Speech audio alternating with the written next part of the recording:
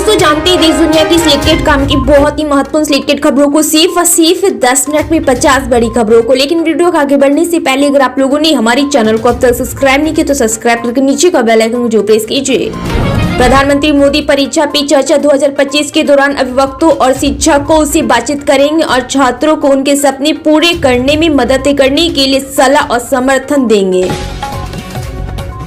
BPSC की 17वीं संयुक्त परीक्षा को रद्द कराने की मांग को लेकर पटना में जारी बीपीएससी अभ्यर्थियों के धरना प्रदर्शन के बाद मचे हंगामे के बीच करीब 10 अभ्यर्थियों के एक प्रतिनिधित्व मंडल ने बिहार के मुख्य सचिव अमित लाल मीणा से मुलाकात की है। बीपीएससी परीक्षा में गड़बड़ी के विरोध में पटना में छात्र प्रदर्शन कर रहे हैं। पुलिस ने लाठीचार्ज की है जिससे में छात्र घायल हुए हैं। प्रशांत किशोर सहित नेताओं ने छात्रों का समर्थन किया है। बिहार बंद का आह्वान किया गया है। दिल्ली के एलजी उपराज्यपाल विनय कुमार सक्सेना ने मुख्यमंत्री आतिशी को पत्र लिखकर अरविंद केजरीवाल द्वारा उनको एड हॉक सीएम बनाए जाने पर निशाना जताई है। एलजी ने अपने पूर्ववर्तित केजरीवाल के वित्तीय कई विभागों की जिम्मेदारी लेने के लिए सीएम आतिशी की सराहना भी की है। दिल्ली विधानसभा चुनाव से पहले आम आदमी पार्टी के राष्ट्रीय योजना अरविंद केजरीवाल ने पुजारी ग्रंथि सम्मान योजना की घोषणा की। उन्होंने कहा कि इस योजना के तहत हर महीने मंदिर के पुजारियों और गुरुद्वारे के ग्रंथियों को 18,000 रुपए की राशि दी जाएगी। इस ऐलान के बाद दिल्ली के पुजारियों और ग्रंथियों ने अरविंद केजरीवाल से मुलाकात की है। इस साल जनवरी में उपजे विवाद के 11 महीने से भी अधिक समय बीतने के बाद मुख्यमंत्री ममता बनर्जी संदेश खाली पहुंची है। उन्होंने राज्य सरकार की तरफ से संचालित योजनाओं का लाभ पाने के लिए पैसों का भुगतान न करने की अपील की है। उन्होंने कहा कि योजनाओं का संचालन राज्य सरकार कर रही है। सीधे बैंक खाते के माध्यम से लाभार्थियों को उनके हक का पैसा मिल रहा है। राजस्थान की भजोला सरकार ने तबादलों से बैन हटा दिया है। 1 जनवरी से 10 जनवरी तक के लिए बैन हटाया गया। हालांकि शिक्षा विभाग के तबादलों पर बैन रहेगा। पटना में बीपीएससी अभ्यर्थियों पर लाठीचार्ज और वाटर कैनन की बौछार का मामला तूल पकड़ता जा रहा है। केंद्रीय मंत्री और पीएम नरेंद्र मोदी के हनुमान ने इस घटना पर गहरी नाराजगी जताई है। महाराष्ट्र की महायुति की सरकार नए साल के लिए नए निर्णय लेने की तैयारी में है। इसी सिलसिले में सीएम देवेंद्र फडणवीस ने सभी विभागों की बैठक बुलाई है और इस बैठक में मंत्री और अधिकारी के 100 दिनों की कार्य योजना के बारे में जानकारी लेंगे।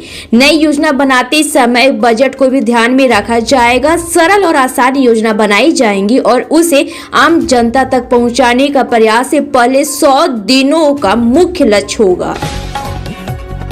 दिल्ली में रोहिंग्यों का मुद्दा इन दिनों काफी सुर्खियों में। वहीं इस मुद्दे को लेकर राजनीति भी गर्मा रही है और दिल्ली विधानसभा चुनाव से पहले रोहिंग्यों को लेकर आम आदमी पार्टी और बीजेपी के बीच विवाद शुरू हो गया है। दिल्ली के पूर्व मुख्यमंत्री और आम आदमी पार्टी के संयोजक अरविंद केजरीवाल ने केंद्रीय मंत्री हरदीप सिंह पुरी पर बड़ा आरोप लगाया है। उन्होंने कहा है कि हरदीप पुरी ने रोहिंग्यों बसाया है। इस बात की जानकारी खुद मंत्री ने ट्वीट कर दी थी। उन्हीं के पास सारा डेटा है। वहीं अब इस आरोप पर केंद्रीय मंत्री ने अपनी प्रतिक्रिया दी है। दिल्ली के मुख्यमंत्री आतिशी ने कहा है कि सरकारी बसों के चालक और कंडक्टर यदि निर्धारित बस स्टॉप पर इंतजार कर रही महिला यात्रियों को बैठाए बिना आगे बढ़ पाए तो उन्हें निलंबित कर दिया जाएगा। बीजेपी और आम आदमी पार्टी दोनों ही दल दिल्ली विधानसभा चुनाव की तैयारियों में जुट गए हैं और आम आदमी पार्टी दिल्ली विधानसभा चुनाव के लिए प्रत्याशियों की 2 लिस्ट भी जारी कर चुकी है। जंगपुरा से आम आदमी पार्टी आप के उम्मीदवार मनीष सिसोदिया ने क्राउड फंडिंग के लिए प्लेटफॉर्म लॉन्च किया है। सिसोदिया बोले कि मैंने ईमानदारी से राजनीति के लिए पैसा नहीं कमाया। मध्य प्रदेश की मोहन सरकार ने बड़ा बदलाव किया। सरकार ने आदिवासियों को नए साल का गिफ्ट दिया है। 29 जिलों के 827 वन ग्रामों को राजस्व ग्रामों में बदलने के लिए जगट नोटिफिकेशन जारी कर दिया। अब इन क्षेत्रों में विकास कार्यों को गति मिलेगी। इसके साथ ही आदिवासी समुदाय को मुख्य धारा में जोड़ने का रास्ता आसान होगा। सरकार ने आदिवासियों को सड़क, बिजली और पानी जैसी सुविधाएं उपलब्ध कराने के लिए यह कदम उठाया है। अब इन क्षेत्रों में रहने वाले लोगों को जमीन और कृषि संबंधी अधिकार भी प्राप्त मिल सकेंगे।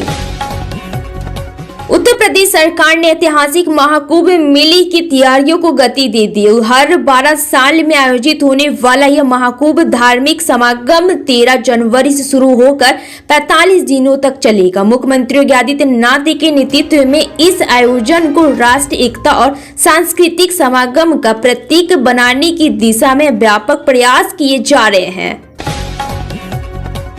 वाम दलों ने बाबा साहेब भीमराव अंबेडकर पर केंद्रीय गृह मंत्री अमित शाह की टिप्पणी के खिलाफ यहां जंतर मंतर पर विरोध प्रदर्शन किया। बिहार के मुख्यमंत्री नीतीश कुमार को लेकर सवाल उठ रहे हैं कि क्या वे चुनाव से पहले महागठबंधन के साथ जाएंगे। वह इसलिए क्योंकि कुछ दिनों पहले आरजेडी के विधायक भाई वीरेंद्र ने ऑफर वाला बयान दिया था। अब इस पर उप मुख्यमंत्री शाह नेता प्रतिपक्ष तेजस्वी यादव ने अपना रुख साफ कर दिया है। बता दिया है कि जेडीयू के लिए आरजेडी का दरवाजा बंद है। कांग्रेस पर तीखा हमला करते हुए भाजपा ने आरोप लगाया कि राहुल गांधी ने अपने राजनीतिक लाभ के लिए पूर्व प्रधानमंत्री डॉक्टर मनमोहन सिंह के निधन का फायदा उठाया है और जब पूरा देश उनके निधन पर शोक मना रहे थे तब राहुल नए साल का जश्न मनाने के लिए वियतनाम चले गए। केंद्र में सत्तारूढ़ पार्टी बीजेपी ने एक नया राजनीतिक विवाद खड़ा कर दिया जब भाजपा ने पूर्व प्रधानमंत्री मनमोहन सिंह की मौत के तुरंत बाद वियतनाम की यात्रा करने के लिए कांग्रेस नेता राहुल गांधी पर निशाना साधा। आम आदमी पार्टी आप के राज्यसभा सांसद संजय सिंह ने उनकी पत्नी की दिल्ली में मतदाता के तौर पर पंजीकरण न होने का दावा करने वाली भारतीय जनता पार्टी बीजेपी सांसद मनोज तिवारी और पार्टी के आईटी प्रकोष्ठ के प्रभारी अमित मालवीय के खिलाफ मानहानि का मुकदमा दायर करेंगे। तृणमूल कांग्रेस के स्थानीय नेताओं द्वारा कथित तौर पर जमीन हड़पने और महिलाओं को यौन उत्पीड़न को लेकर इस साल की शुरुआत में हुए विरोध प्रदर्शन के बाद संदेशखाली के पहले दौरे पर पहुंची मुख्यमंत्री ममता बनर्जी ने स्थानीय लोगों से कहा कि वे किसी भी सरकारी योजना का लाभ लेने के लिए किसी को भी भुगतान न करें।